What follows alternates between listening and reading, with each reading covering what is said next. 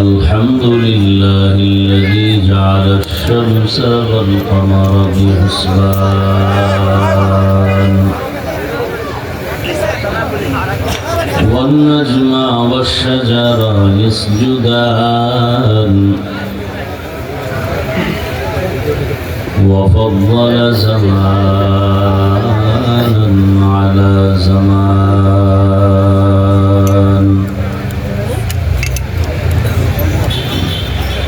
كما فضل مكانا على مكان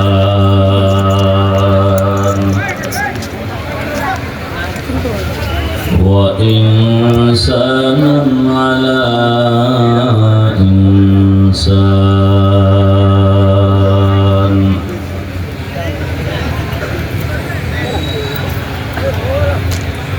ونشهد أن لا إله إلا الله وحده لا شريك له لا ضد له ولا ند له ولا مثل له ونشهد أن سيدنا وسندنا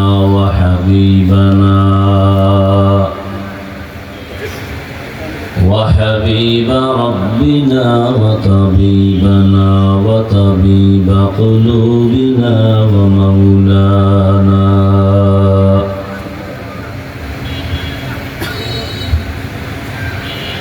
ومولانا محمدا عبده ورسوله اللهم صل على محمد النبي الأمي وعلى آله وسلم تسليما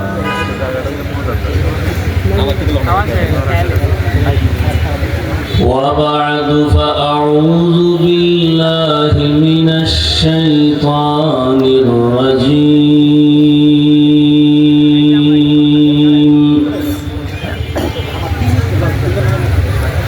بسم الله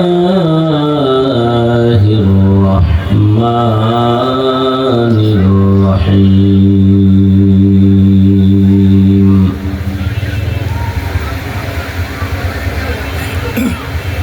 سبحان الذي يسرى بعبده ليلا من المسجد الحرام إلى المسجد الأقصى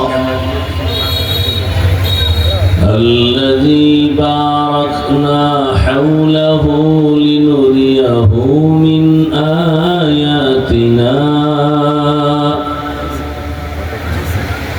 إنه هو السميع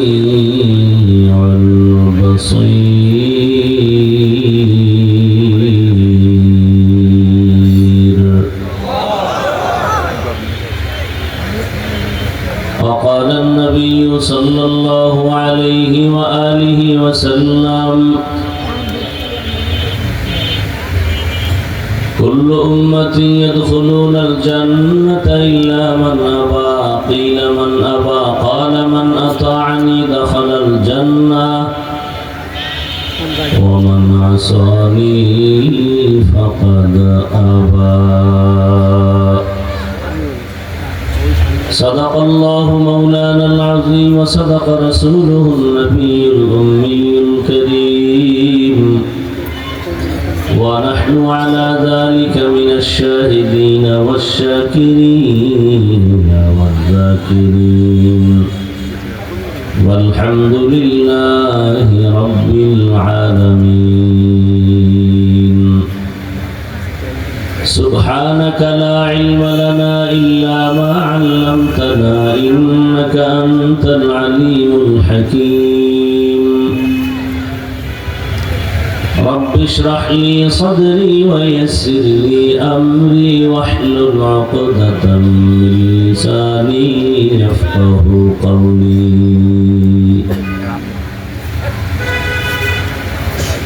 निगाह मुमिन से तू बदल जाती है तकदीर निगाह मुमिन से तू बदल जाती है तकदीर ये बंदा की कुव्वत नहीं कुदरत का इशारा ये बंदा की कुव्वत नहीं कुदरत का इशारा ऐ मर्द खिरद तर्क मासी की ज़रूरत ऐ मर्द खिरद तर्क मासी की ज़रूरत अब सोहबत सालेह की सवा कोई नहीं चारा अब सोहबत सालेह की सवा कोई नहीं चारा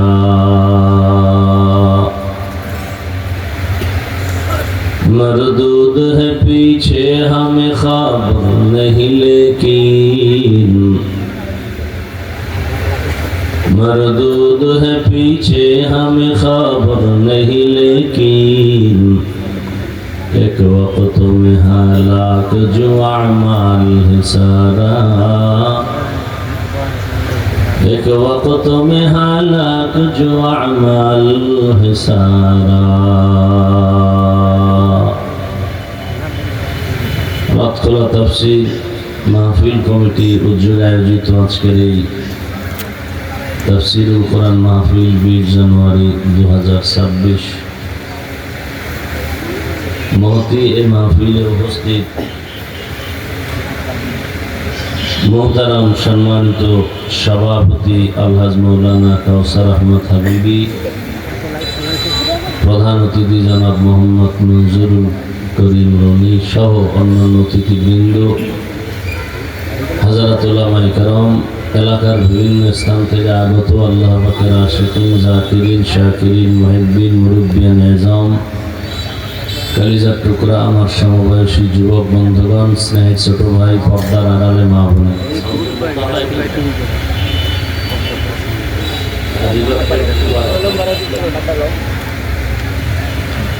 আল্লাহ পাকের দরবারে শুকর যে আল্লাহ আমাদেরকে সুস্থ রেখেছেন আলহামদুলিল্লাহ জীবনের এক অমূল্য সম্পদ আমাদের সুস্থতা টাকা পয়সা বাড়ি গাড়ি ভাই কয়েল জ্বালানো থাকলে নিবে দেন আল্লাহর ওয়াস্তে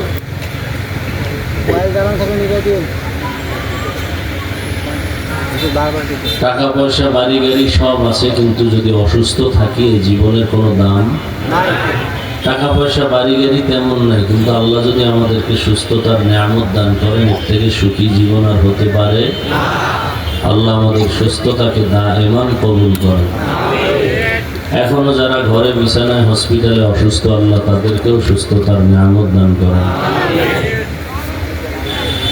উলামায়ে হযরত আলোচনা করেছেন আপনারা ধৈর্যের সাথে কোরআন সুন্নাহ ভিত্তিক আলোচনা শুনছেন উলামায়ে কেরামদের কথাগুলো সহি তরিকায় আমল করার তৌফিক আমাদেরকে দান করেন আমিন উলামায়ে কেরামের ইজ্জতকে আল্লাহ বেশি বেশি বাড়ায় দেন আমিন যারা কমাতে চায় এদের আল্লাহ হেদায়েত দান করেন আমিন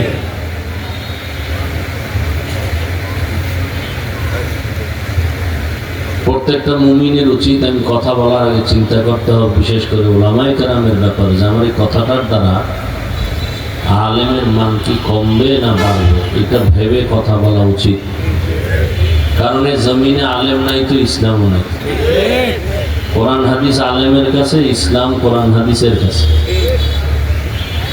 এগুলো আমরা ভাবি না বিদায় আউযুবিল্লাহ না পারনেওয়ালাও আলেমের বিরুদ্ধে মন্তব্য করে লাভ কি আপনি বলেন আমি খারাপ যদি আমি খারাপ না হইতো আপনি খারাপ কি আপনি বলেন অমুক ব্যক্তি কাফের যদি সে কাফের না হয় আপনি কাফের ফয়সালা কোথা থেকে আসবে? তা এমন কথা বলবেন কেন? আপনার কাছে কি ডকুমেন্টস আছে? আলেমদের সামনে কথা বলতে খুব সতর্ক, খুব সাবধান।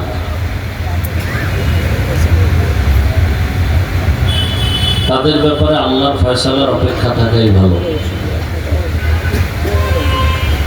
এতটুকু দোয়া করেন, আল্লাহ হককে হক হিসাবে প্রকাশ করে দেন, বাতিলকে বাতিল হিসাবে গোটা জাতির কাছে প্রকাশ করে দেন। সুন্দর দোয়া। কে বাতিল কে হক আল্লাহ চিনে দিলেই তো যথেষ্ট। আপনি নির্ণয় করার কি স্কেল আছে আপনার কাছে? অমুকে ভালো অমুকে খারাপ, কি স্কেল আছে আপনার কাছে? নামাজ নাই, রোজা নাই, তেলাওয়াত নাই, জিকির নাই, সারা রাত মোবাইলে গুনাহ করবেন, কি স্কেল আছে আপনার কাছে? আলেমকে মাপ দিবেন? আলেমের বিপক্ষে কথা বলার মানেই হলো ইসলামকে ছোট করা।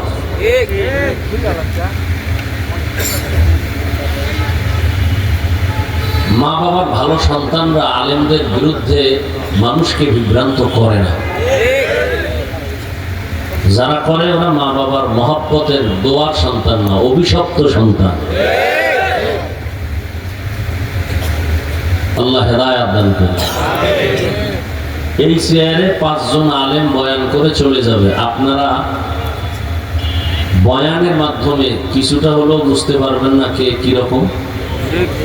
এই মেধা আল্লাহ দেন না, এত টেনশন কেন?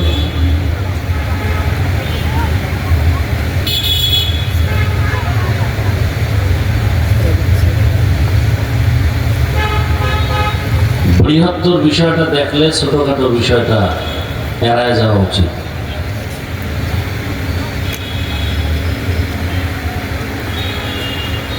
আমি বয়ান করতে আসছি, আমি কিতাব পড়াইতেছি।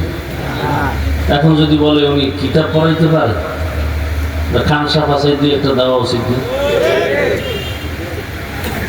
সাধারণ মানুষকে বয়ান করতে আসছি, সাধারণ মানুষ যদি আমার বয়ান বুঝে, যদি বয়ান শুনে বসে টাকা পয়সা বাড়ি গাড়ি চিন্তা বাদ দিয়া হেদায়েতের দিকে আগায়, তাহলে এই ময়দানে আমি পারফেক্ট।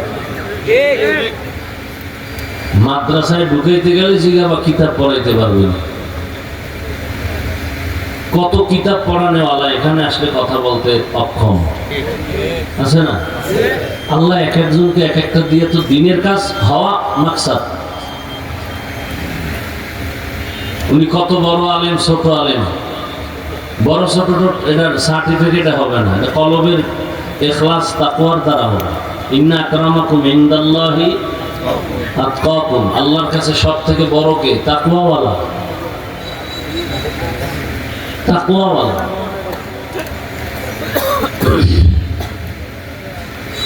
আল্লাহ বুঝার তৌফিক দান করেন। তো অমুকের বয়স কত? বলে না বলে না? হ্যাঁ, এই যারা আসছে আমার বয়স দেখে এসে, তা আপনার প্রশ্ন করার দরকারটা কি? এই মানুষগুলোকে আমি জোর করে আনছি? কে পাঠাইছেন? দুশ্মনী না মহব্বতে? মহব্বত তৈরি করে দিয়েছেন কে? আপনি ফাও প্রশ্ন কেন করবেন যে বয়স কি, এলেম কি? মানুষ দিনের পথে আসে কিনা এটা আগে দেখবেন, দিনের উপকার হয় কিনা এটা দেখবেন, তখন দোয়া করবেন যেটা আমার দ্বারা হয় না, অমুকের দ্বারা হয়, আল্লাহ তাকে আরো বাড়ায় দাও। দিলকে বড় করা দরকার, প্রশস্ত মন নিয়ে বসা দরকার। আল্লাহ, আয়াত হাদিসের তর্জমাটা বলে নি, এরপরে কিছু ব্যাখ্যা শুনেই। ইখলাসুল নিয়তের সমন্বয়, সহি নিয়তে, সহি তরিকায়, সহি কিছু কথা আমাকে বলার মতো, আপনাদেরকে শুনবার মতো রব্বুল আলামিন তৌফিক দান করেন। সুবহানাল্লাযী আসরা বিআবদিহি লাইলাম মিনাল মাসজিদিল হারামি ইলাল মাসজিদিল আকসা। পবিত্র সত্তা যিনি ভ্রমণ করালেন তার প্রিয় বান্দাকে বাইতুল্লাহ থেকে বাইতুল মাকদিস পর্যন্ত আল্লাযী বারাকনা হাওলাহু লিনুরিয়াহু মিন আয়াতিনা, যে বাইতুল মাকদিসের চতুর্পার্শ্ব আল্লাহর বরকতের দ্বারা বেষ্টিত, যাতে করে রাসূল অবলোকন করতে পারেন রবের কুদরতের নিদর্শন। ইন্নাহু হুয়াস সামিউল বাসীর, নিশ্চিত আল্লাহ হলেন সর্বশ্রেষ্ঠ শ্রোতা এবং সর্বশ্রেষ্ঠ দ্রষ্টা। নবীজি বলেন, কুল্লু উম্মতি ইয়াদখুলুনাল জান্নাতা ইল্লা মান আবা, সব উম্মত জান্নাতে যাবে, যারা আমি মুহাম্মদকে মানে না তারা যাবে না। কিলা মান আবা, এই হেদায়েত হয়ে গেছে না বিড়ি টানতে যায়? এত লজ্জার শরম কই গেল? নাটকের প্যান্ডেল, আপনার ভালো লাগে না, আপনি ঢুকছেন কেন? শুরু করতে পারলাম না, ব্যারাম শুরু হয়ে গেছে।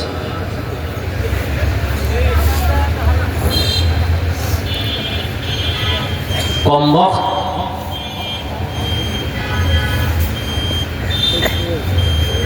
আল্লাহ মাহফিল কবুল করেন, এলাকাবাসীকে কবুল করেন, আয়োজনকারীদের কবুল করেন।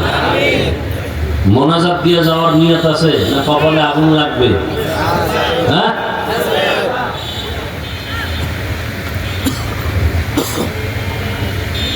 মাইয়ানফাউন নাস খায়রুন নাস, নবীজি বলেন মানুষ ভালো ওই ব্যক্তি যে অন্যের ক্ষতি করে না। আপনি নিজে উঠে যাবেন, নিজেও ক্ষতিগ্রস্ত হলেন, আমাদেরও ক্ষতি করেন, এমন ক্ষতির জন্য দুনিয়াতে জন্ম নিলেন কেন?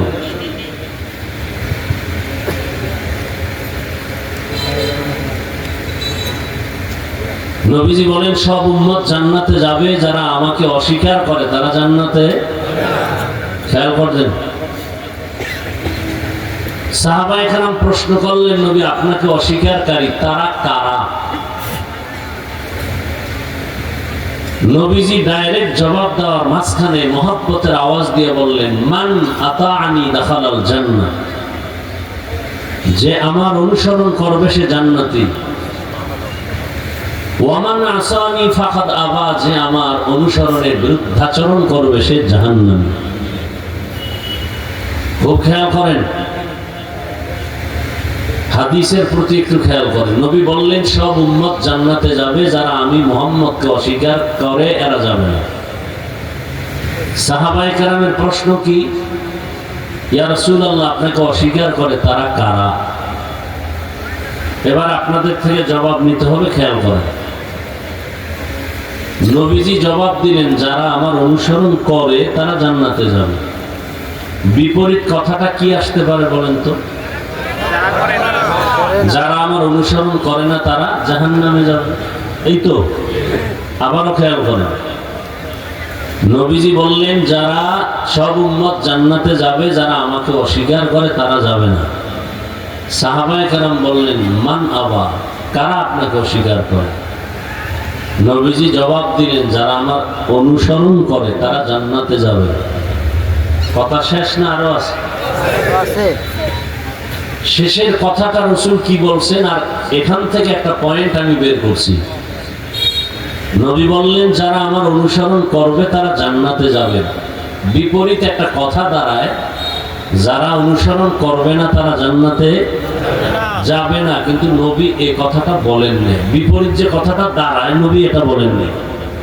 নবী কি বলছেন, যারা বিরোধিতা করে, মান আসানি ফাকাদ আবা, সে মূলত আমাকে অস্বীকার করে।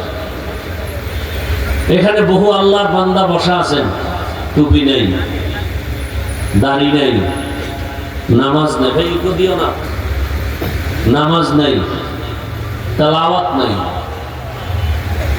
দাড়ি নেই যাদের, এখানে দুই দল ভাগ হয়ে গেছে। একদল দরদি আর একদল বিরোধী, একদল আগ্রহী আর একদল বিদ্রোহী। আরো ভালো করে বুঝেন, ডান দিক থেকে একটা যুবককে প্রশ্ন করলাম, ভাই দাড়ি রাখো না কেন? বলে দাড়ি রাখা তো দরকার, রাসূলের আদর্শ চেষ্টা করি, পারি না, একটু দোয়া করবেন। কি বুঝলেন? দাড়ি না রাখলেও কি মনে আগ্রহ আছে না নেই? শুধু আগ্রহটা আছে, এজন্য সে মুমিন। বাম দিক থেকে একজনকে জিজ্ঞাসা করলাম, ভাই দাড়ি রাখো না কেন? উনি আমার কথাটা বলা মাত্রই বলে, দাড়ির মধ্যেই কি ইসলাম?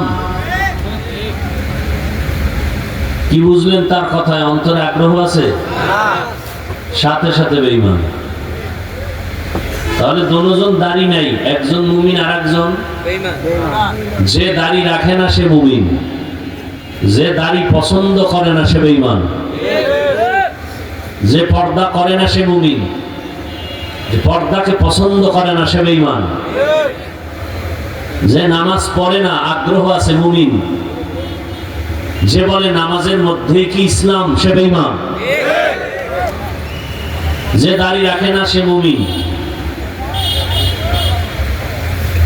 আর যে বলবে দাড়ির মধ্যে কি ইসলাম সে বেঈমান। যে পর্দা করে না সে মুমিন, যে পর্দার বিধান সম্পর্কে বলবে পর্দা করলে এর মধ্যে কি ইসলাম সে বেঈমান। কোরআনের বর্ণিত রাজনীতি যারা করে না সে মুমিন, যদি বলে আমি রাজনীতি পছন্দ করি না সে বেঈমান। আসতে বললেন কেন? কি মনে হয় পাগল হয়ে গেছি না আপনারা পাগল? হ্যাঁ, বহু চালাক ল্যাংটা হয়ে রাস্তায় ঘুরে, বিল্ডিং এ ঢুকার অনুমতি নেই, পাগল হয়ে গেছে, জঙ্গলে কলা পাতা বিছায় ঘুমায়, সান কপাল লাগে ওই জীবন। তোমার আমার কপাল কি? নামাজ না পড়া, নামাজ পছন্দ না করা দুইটা আলাদা। নামাজ পড়ে না মুমিন, পছন্দ করে না বেঈমান। দাড়ি রাখে না মুমিন, দাড়ি পছন্দ করে না বেঈমান। পর্দা করে না মুমিন, পর্দা পছন্দ করে না বেঈমান। আল্লাহ হেদায়েত দান করুন। এখান থেকে রেজাল্ট কি পেলাম? একটা লোক দাড়ি রাখে না, তাকে গালি দেওয়া যাবে না। তার অন্তরের হালাত কি বুঝতে হবে, সে কি আগ্রহী না বিদ্রোহী। যদি দোয়া চায় রাখবো, দোয়া করবেন মুমিন। যদি দাড়ি না রাখলে অসুবিধা কি? বেঈমান। কথা বুঝাইতে পারছি? তার মানে তার অন্তরের হালাত না জানা পর্যন্ত তাকে গালি দেওয়া যাবে না। আমরা অনেক নামাজিরা বেনামাজি দেখলে সি করে তাড়ায় দিই। একদিকে মনে হয় যেন কঠিন কথা, অন্যদিকে কিন্তু একটা সুন্দর পয়েন্ট। কাউকে গালি দেওয়া, তো লোক নামাজ পড়ে না, তাকে গালি দিবেন কেন? গালি তো হেদায়েতের পথ না। দিলকে বড় করে গালি না দিয়ে বুকে লাগানো হলো হেদায়েতের প্রচেষ্টার পথ। আমরা গালিকে হেদায়েতের পথ বানায় নিতে চাই। আল্লাহ হেদায়েত দান করুন। হাদিস নিয়ে কিছু টাইম বললাম, আসেন আয়াত নিয়ে আলোচনা করি। যে আয়াতটা আমি তেলাওয়াত করেছি, যেই সূরাটার থেকে, সূরাটার নাম সূরাতুস সুবহান। এই সূরার আরেক নাম সূরা ইসরা, এই সূরার আরেক নাম সূরা বনী ইসরাঈল। বনী মানে সন্তান, ইসরা মানে বান্দা, ইল মানে আল্লাহ, আল্লাহর বান্দার সন্তান। ইয়াকুব নবীর নাম শুনছেন, তার আরেক নাম ছিল ইসরাঈল।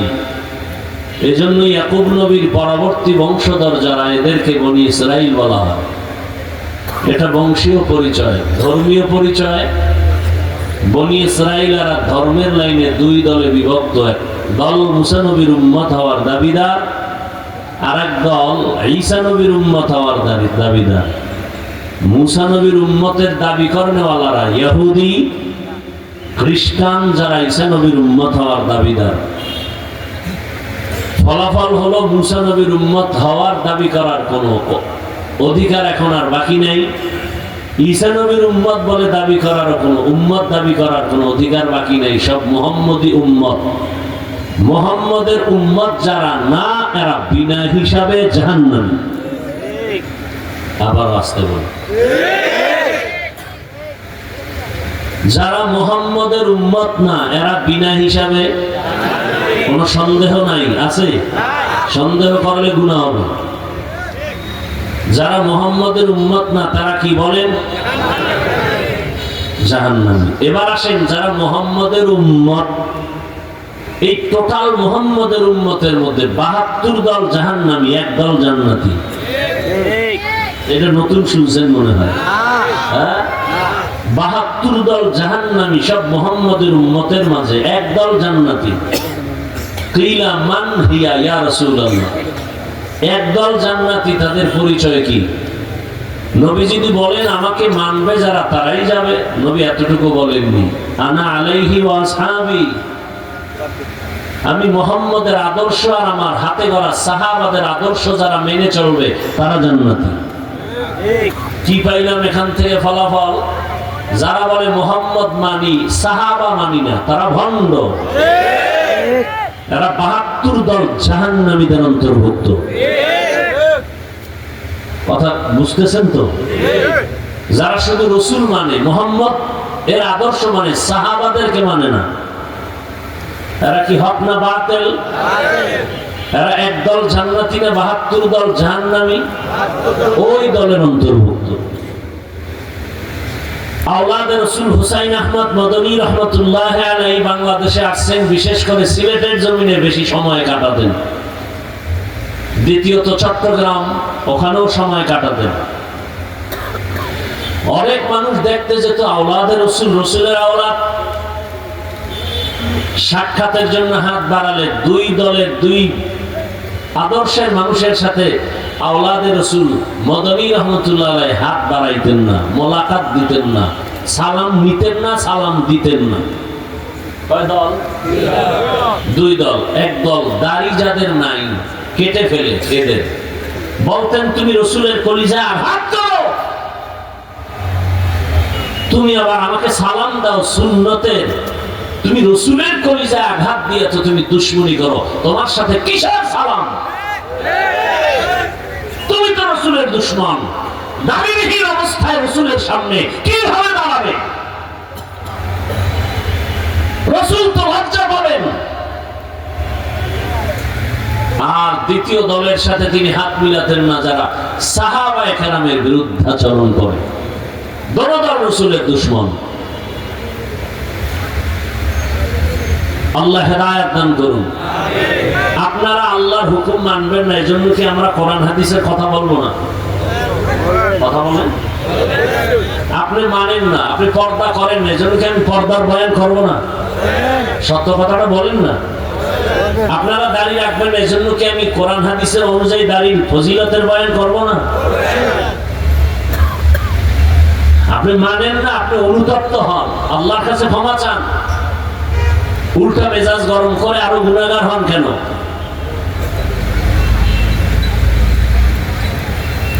জান্নাত পাওয়া আপনাকে সহজ কে বলেছে? জান্নাত পাওয়া সহজ হলে জান্নাতের টিকিট হাতে নিয়ে সারা জীবন আবু বকর কাঁদলেন কেন? জবাব দেন। ওমর ফারুক রাদিয়াল্লাহু আনহু কাঁদলেন কেন? জবাব দেন। সমস্ত সাহাবায়ে কেরাম কাঁদলেন কেন? জবাব দেন আমাকে।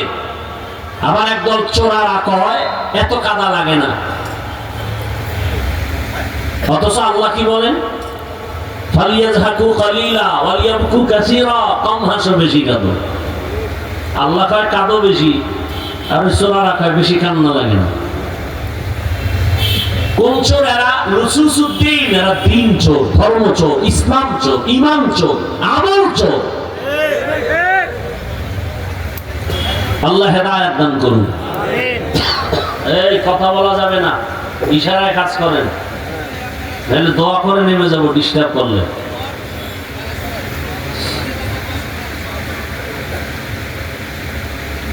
আল্লাহ আমাদের সবাইকে কবুল করেন। রাগ করতেছেন আপনারা? কোরআন হাদিসের বয়ান করব না বাইরের থেকে করব? কোরআন হাদিসের পক্ষে বয়ান করলে সুদখোরের বিরুদ্ধে বলতে হবে, ঘুষখোরের বিরুদ্ধে বলতে হবে, চাঁদাবাজের বিরুদ্ধে বলতে হবে, ধান্দাবাজের বিরুদ্ধে বলতে হবে, দুর্নীতিবাজ, চাঁদাবাজ, খুনি, ধর্ষকের বিরুদ্ধে বলতে হবে, জালেমের বিরুদ্ধে বলতে হবে, নিরপেক্ষ জবাব দেন। কোরআন হাদিস বেনামাজির পক্ষে, দাড়ি কামানেওয়ালার পক্ষে, সুদখোরের পক্ষে, ঘুষখোরের পক্ষে। তো কি বুঝাতে চান আমাদেরকে নোটিশ দিয়া? কোরআন হাদিসের বয়ান করেন, এ কথা বলে কি বুঝাতে চান? ছাগল মনে করছেন আমাদেরকে? যে ছাগল সে মনে করে সবাই ছাগল। কোরআন হাদিস পড়ছি আমরা, আউযুবিল্লাহ পারেন না, MA pass, IA pass, BA pass, সালাম পাস করে নাই। হ্যাঁ, আমাকে ডিরেকশন দেয়, এভাবে বয়ান করেন, ওভাবে বয়ান করেন। 20টা বছর ডাউলের পানি আটার রুটি খাইয়া জীবন শেষ করে শুধু কোরআন হাদিসই পড়লাম। কয়টা নক্তা, কয়টা জের, কয়টা জবর, কয়টা পেশ, কয়টা অক্ষর, কয়টা শব্দ, কয়টা বাক্য, কয়টা আয়াত, কয়টা সূরা আছে কোরআনে, নামাজের আয়াত কয়টা, রোজার আয়াত কয়টা, যাকাতের আয়াত কয়টা, অর্থনীতির আয়াত কয়টা, রাজনীতির আয়াত আছে কতটা, এর ব্যাখ্যা কি, এর তাফসীর কি, জিহাদের আয়াত আছে কতটা, পড়তে পড়তে পড়তে পড়তে ফতোয়া কি, মাসআলা কি, গ্রামার কি, সবগুলো পড়ে আসলাম। আমরা এসে ময়দানে নামছি। আর বেনামাজি সুদখোরেরা যদি নোটিশ দেয় বয়ানটা এমন করেন, ওরে কেমন রডের ভিড়া দরকার, কত বড় নিমক হারাম। এই দোষ সব আপনাদের, সব দোষ আপনাদের।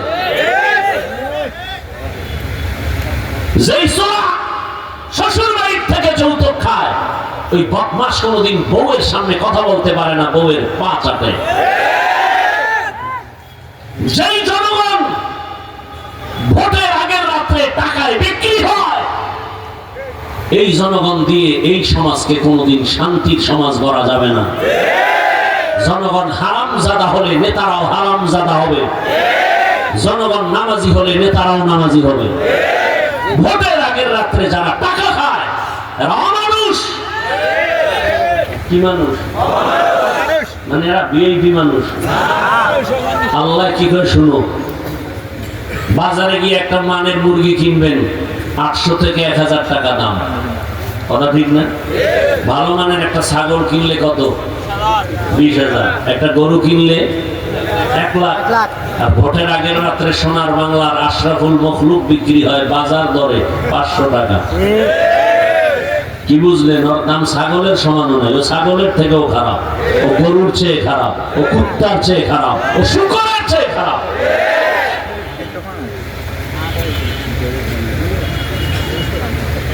কিছুদিন পরে দেখে মাইয়ার উপরে হামলা, বউয়ের উপরে হামলা, চিৎকার দেখা, চিল্লাবি না, 500 টাকা সব কিনে নিছি না, সব কিনে নিছি, চিল্লাও কেন? আবার চেয়ারম্যান গম বরাদ্দ টাকা খেয়ে ফেলে কেন? তুমি খাইছো না আগে? চেয়ারম্যান তো আগে খায় নাই, প্রার্থী তো আগে খায় নাই, প্রার্থীটা খাইয়া তুমি শিখাইছো যে এখন তোর বউ বিক্রি করে আমগো খাওয়া, আমগো চেয়ারে বইয়া যা বরাদ্দ আসবে তুই খাবি। সমস্যা কোথায়? সরকারকে গালি দেন কেন? পৃথিবীতে মসজিদ থেকে দামি আর কোনো জায়গা আছে? সত্য কথা স্বীকার করেন, তাল মিলেন। মসজিদের থেকে পবিত্র দামি কোন জায়গা গোটা দুনিয়াতে আছে? কেমন দামি, যেখানে বিড়িখোর ঢুকলেও বিড়ি ফেলে দেয়, টুপিহীন লোকটা গেলেও টুপি খুঁজে, সেই জায়গার দায়িত্বে সুদখোর আসলো কিভাবে? যে সুদখোরের গুনাহ আপন মায়ের সাথে অল টাইম জেনা, নাউজুবিল্লাহ, আসে না? সে এত বড় পবিত্র জায়গার দায়িত্বে আসবে কেন? সব এই জনগণের এই আকামগুলো বাজাইছে। এমন টাকা খাইছে কিছু বলতে পারে না, হে আমগো নেতা। আল্লাহর ঘরের একটা পবিত্র জায়গার দায়িত্ব, অন্তত 5 ওয়াক্ত নামাজি হারামখোর হতে পারে না। এই কথাগুলো কে বলবে? আগামী জুমায় এই স্টাইলে কেউ বয়ান করুক না।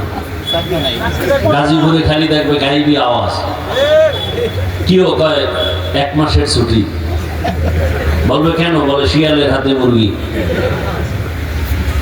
শিয়ালের হাতে মুরগি দিলে যা হয়, মাদ্রাসা মসজিদ আর ধর্মের চাবি সুদখোর ঘুষখোরের হাতে দিলে তাই হয়। ইমানের বড় পরীক্ষা সামনে। আপনি যে দল করেন এটা আমার জানার দরকার নাই। আমি সব কথা বলতেছি আমার ইসলামকে ঠিক রেখে। আমার জীবনের মূল ইসলাম, কোরআন হাদিস, আল্লাহ এবং রসুল। ওই লাইনে কথা বলতেছি, আমি কোনো কারে ভোট দিবেন না দিবেন তা বলতেছি না। আমার মূল ইসলাম, ইসলামের লাইনে কথা বলতেছি। আর আপনারা মুসলমান, ওই হিসাবে আমি আপনাদেরকে দাওয়াত দিতেছি, মুসলমান হিসাবে ইসলামকে ঠিক রাখবেন।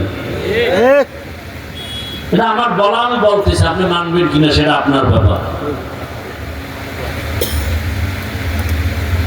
আল্লাহ হেদায়েত দান করুন।